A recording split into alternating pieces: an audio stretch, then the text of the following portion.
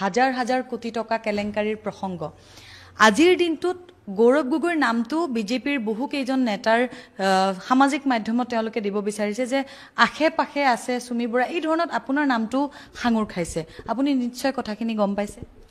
নিশ্চয় কিন্তু মোৰ সম্পৰ্কে বিজেপি যোৱা যোৰহাট লোকসভা নিৰ্বাচনৰ সময়তো যথেষ্ট অপপ্ৰচাৰ চলালে মোৰ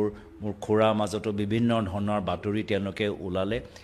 জনসাধাৰণে এইবোৰ সব বিশ্বাস নকৰে জনসাধাৰণে জানে যে বিজেপি মাত্ৰ নিজৰ বিফলতা তেওঁলোকে লুকাই আছে অসম আৰক্ষী কিয় আজি বাকীসকলক ধৰিব পৰা নাই বাকি যি বৰ্মন আছে আৰু কিছুমান ডাঙৰ ডাঙৰ মানুহবোৰ আছে কিয় ধৰিব পৰা নাই এইখিনি যে ইমান দিন কেনেদৰে লুকাই থাকিলে তেওঁলোকৰতো কোনো এক্সপাৰ্ট নহয় তথাপি অসম আৰক্ষীসকল এতিয়া সকলোৱে আজি মোক দুৰ্ভাগ্যজনক কথা যে অসম আৰক্ষীসকলৰ প্ৰতি মানুহৰ যে আস্থা বা যি বিশ্বাস এই ধৰণৰ কেছত য'ত বহুত দিনৰ পিছত এজনহে ধৰা পৰিছে বাকীখিনি এতিয়াও মানে তেওঁলোকে ধৰা পৰা নাই তো অসমৰ আৰক্ষীসকলৰ প্ৰতি মানুহৰ আস্থা অলপ কমি গৈছে আৰু অসমৰ আৰক্ষীসকল জ্যেষ্ঠ যিসকল ডাঙৰ ডাঙৰ পোষ্টত বহি আছে তেওঁলোকে নিজে বিচাৰ কৰা উচিত তেওঁলোকে মাত্ৰ মানে কাষ্টেডিৰ পৰা পলোৱা মানুহকে গুলি মাৰিবলৈ তেওঁলোকে পাৰে নে ইণ্টেলিজেন্স জৰিয়তে সময়মতে এইখিনি মানুহ ধৰিবও পাৰে আৰু লগতে আজি আমাৰ অসম চৰকাৰৰ দিনত যেতিয়া আমাৰ কংগ্ৰেছৰ চৰকাৰ আছিল আমি গোটেই আইন এটা বনাইছিলোঁ এই ধৰণৰ স্কেম নিয়ন্ত্ৰণ কৰিবলৈ গোটেই এটা আইন আমি বনাইছিলোঁ সেই য'ত হ'ল আমি বৰ্তমান চৰকাৰে নিজৰ এটা আত্মমন্থন কৰিব লাগে যে আইন থকা স্বত্তেও তেওঁলোকে আইন ৰূপায়ণ কৰাৰ ক্ষেত্ৰত কিয় ব্যৰ্থ হ'ল সেইটো না কিন্তু SITটো গঠন কৰিলে ধৰিবলৈ কিন্তু ইমান দিন তেওঁলোকে চলালে কেনে ইমান কোটি কোটি টকা হ'ল কেনেকৈ ইমান যে কিছুমান আনৰেজিষ্টাৰ্ড কামবোৰ যে হৈছে ইমান পৰ্যায়লৈকে কেনেদৰে পালে তো তেওঁলোকৰতো গোটেই তেওঁলোকৰ এটা কি কয় আমাৰ আইনৰ জৰিয়তে ৰেজিষ্ট্ৰেশ্যন কৰাব লাগিছিল সকলোৱে ৰেজিষ্ট্ৰেশ্যন কৰাইছে নে নাই কৰোৱা DC লগত ৰেজিষ্ট্ৰেশ্যন কৰাব লাগে কিয় তেওঁলোকে কৰোৱা নাই সেইকেইটা কোন DC আছিলে কোন জিলাত আছিলে তো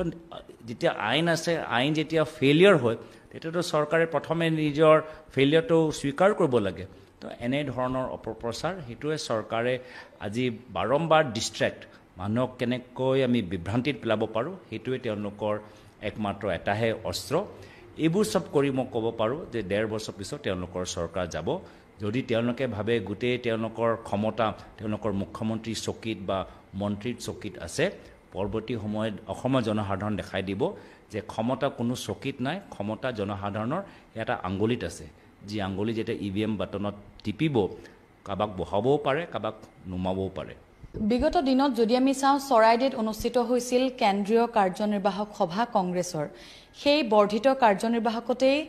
মুখ্যমন্ত্ৰী হিমন্ত বিশ্ব শৰ্মাই সাম্প্ৰদায়িক মন্তব্য বা সাম্প্ৰদায়িক ৰাজনীতি কৰাৰ অভিযোগত গৰিহণাৰ প্ৰস্তাৱ আনিছিল প্ৰদেশ কংগ্ৰেছে আৰু তাৰ পিছতেই বিজেপিয়ে কৈছে যে মিয়াৰ যি উজনিত আগ্ৰাসন সেই আগ্ৰাসন কংগ্ৰেছে সাপোৰ্ট কৰে বা তেওঁলোকে বিচাৰে ভোট বেংকৰ স্বাৰ্থত মোৰ সৈতে আছে যোৰহাট লোকসভা সমষ্টিৰ সাংসদ গৌৰৱ গগৈ মই তেওঁৰ সৈতে কথা পাতিব বিচাৰিছো আপোনালোকৰ দল কৈছে যে উজনিত কংগ্ৰেছে আগ্ৰাসন বিশেষ সম্প্ৰদায়ৰ আগ্ৰাসন তেওঁলোকে বিচাৰে এই কাৰণে ভোট বেংকৰ স্বাৰ্থত কি কয় সব অসমৰ জনসাধাৰণে বুজি পাইছে যে মুখ্যমন্ত্ৰী হিমন্ত বিশ্ব শৰ্মা ডাঙৰীয়া অলপ শংকিত গম পাইছে যে 1.5 বছৰ পিছত তেওঁলোকৰ মুখ্যমন্ত্ৰী গাদী যাব আৰু সেই কাৰণে বৰ্তমানৰ সময়ত উজনি আৰু নামনি অসমৰ মাজত সংঘাত লগাইছে কেতিয়াবা আহোম আৰু মাৰৱাৰীৰ মাজত সংঘাত লগায় কেতিয়াবা কুজৰাজবংশী আৰু বড়োৰ মাজত সংঘাত লগায় কেতিয়াবা কাৰ্বি আৰু আদিবাসী মাজত সংঘাত লগায় আৰু আমাৰ এটাহে উদ্দেশ্য যে মণিপুৰ দৰে আমি অসমক জ্বলিবলৈ নিদিওঁ অসমৰ ভিতৰত বিভাজন হ'বলৈ নিদিওঁ আমি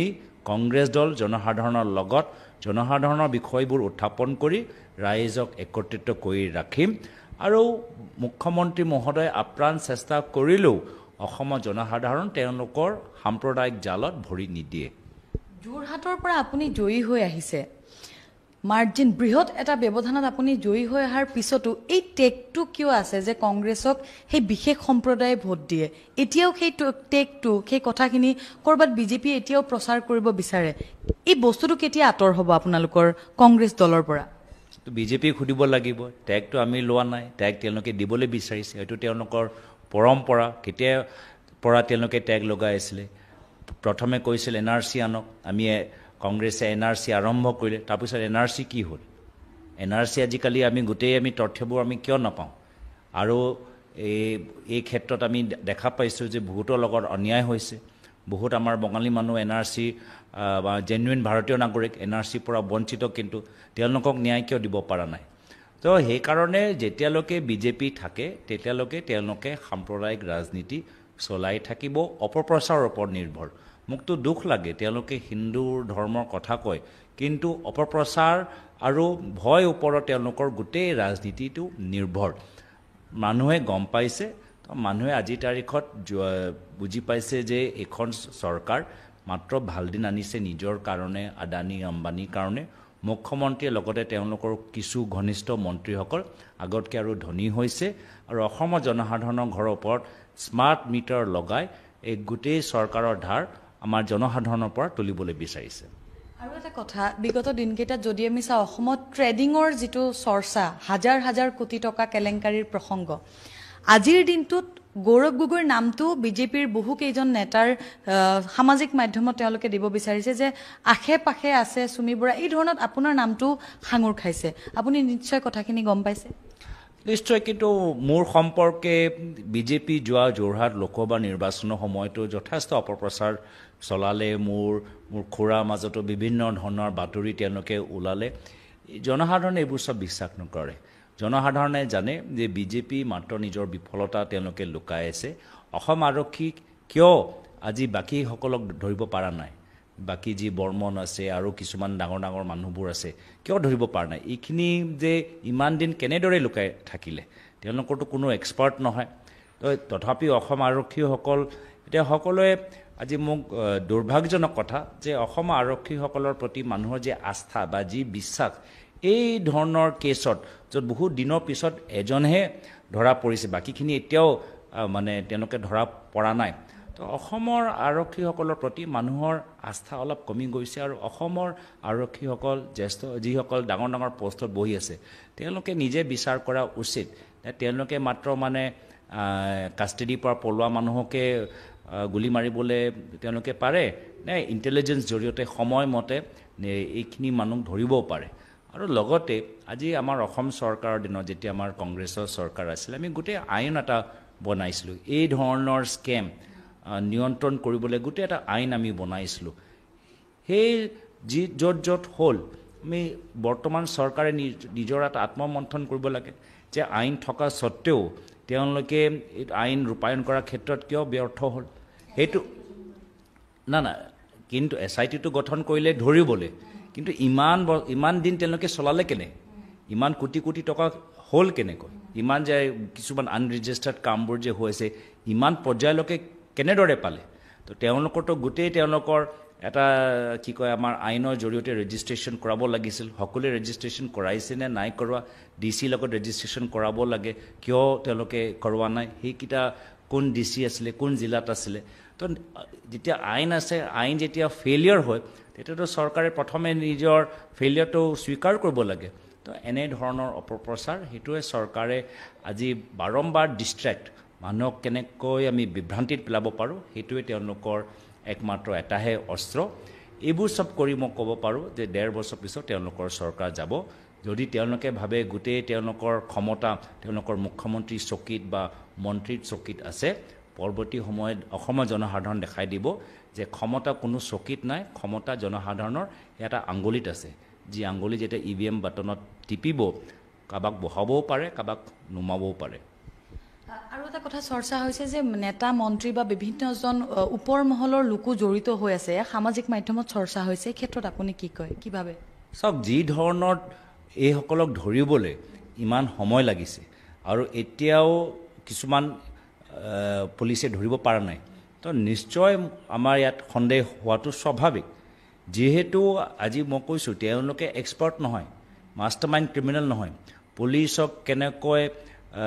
এভয়েড কৰিব পাৰে সেইবোৰ সব তেওঁলোকে কথা নাজানে